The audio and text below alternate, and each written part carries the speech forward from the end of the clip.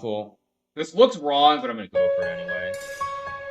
So he doesn't have something immediate here, and I get the take, and I get queen g5 or bishop d5. I think I'm completely fine.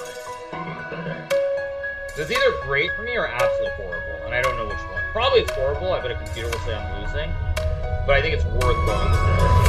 It feels very acceptable. And I'm up a lot of time on the clock. I'm already at 30 seconds, which also helps.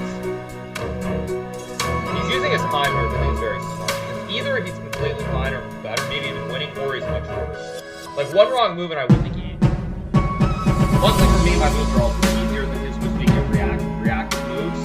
Because, like, I basically have two ideas. I go after these pawns, or go bishop d5. That's pretty much my only potential. So, yeah, like, see here, so I just go here.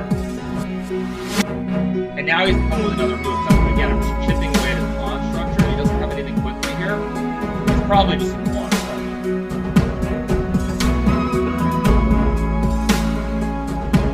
See what he does.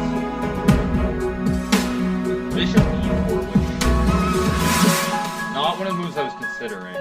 Maybe a good move, Ash. Maybe a very good move. Yeah, maybe a very good move.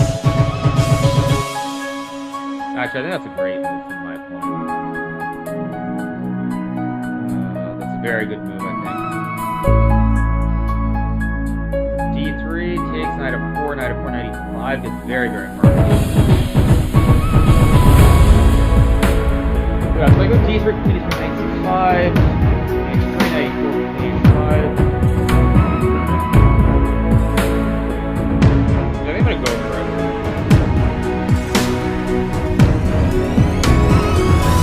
Very hard to judge. That knight c5 is what I'm being. That's my all-star move. I mean, takes, I take it, the knight's in the wrong move.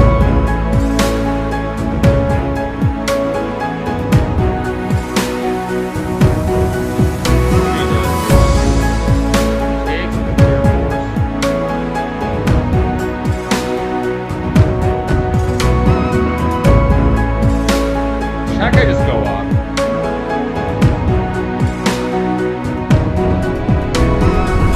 There. King of b7.